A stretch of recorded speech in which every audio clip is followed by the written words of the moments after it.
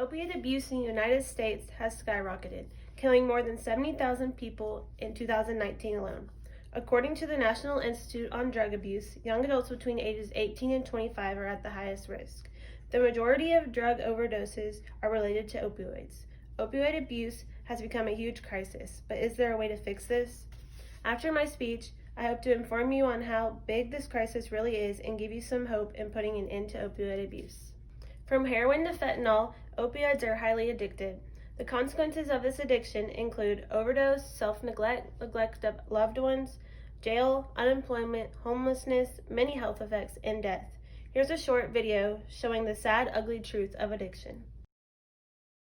It's like you're screaming, and no one can hear you. You almost feel ashamed that something can be that important to you that without it, you feel nothing. My name's Emily, and I've built my life around chasing the high.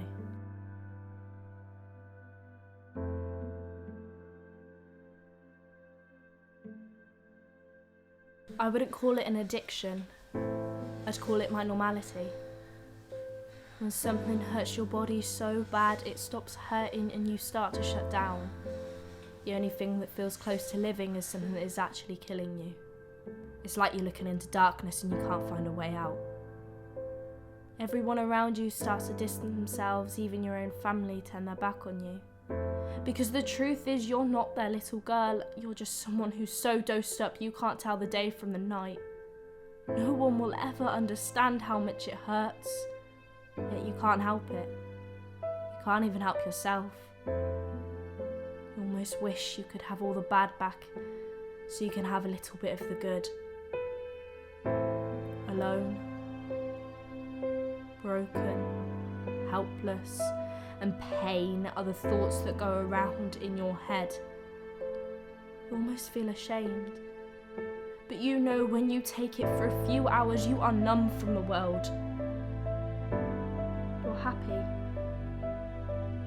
you're satisfied, but then it all comes back.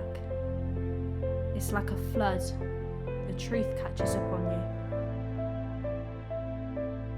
And the truth is, you want to be that little girl again, the one you recognise, the one that was pure and clean. But there's always something that pulls you back every time, and that's the feeling of being free.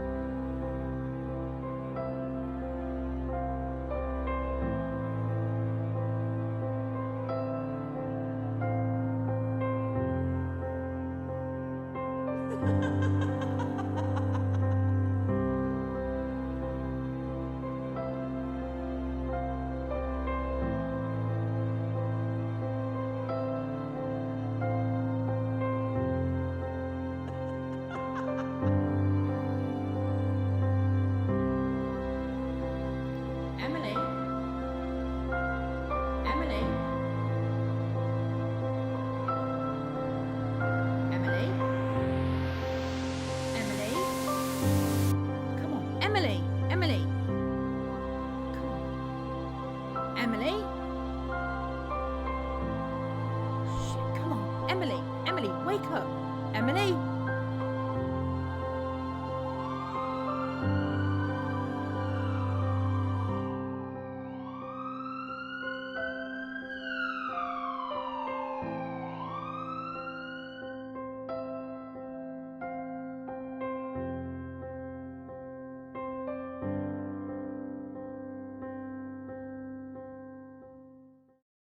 It's not a pretty life, right?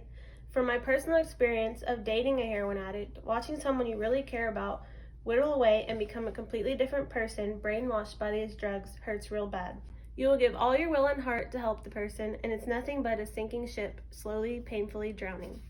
Addiction is the only disease that convinces you you're okay while it sucks the life right out of you. Most use opioids to hide their pain and suffering, but in the end, it only causes more pain and suffering. It's an endless cycle of highs and lows, only resulting in rock bottom. But can we fix this crisis? I believe so. It's a must. First, we need to give addicts better access to treatment and recovery. Did you know drug rehab programs can vary from as low as $6,000 per month to $32,000 per month? That's ridiculous. How do you expect an addict with nothing left to afford that? Instead, let's give out grants. Let's be real. Do we really think putting users in jail is going to help? If there's a will, there's a way, and they will find a way to get drugs while incarcerated. Instead of jail time, it'd be more beneficial to place them in treatment for an extended amount of time. Another sure way to fix this crisis is to limit prescriptions. Over 100 million Americans suffer from chronic pain, and there has to be some other way besides pain pills. Yes, it's an easy relief, but most likely causes addiction. So what about pain therapies or psychiatric therapies? Let's work through the pain in a healthier way. My passion is so strong that I am studying to become an occupational therapist and hope to change the opioid crisis. I believe better access to treatment, better pain management, and therapy could really put an end to it all. If we could all learn to love the addict and hate the addiction, we could all be a part in stopping the crisis. And for all you addicts out there struggling, you may have to fight the battle more than once to win, but never give up. The hurt will stop, even though it feels like it won't. Keep pushing, keep fighting.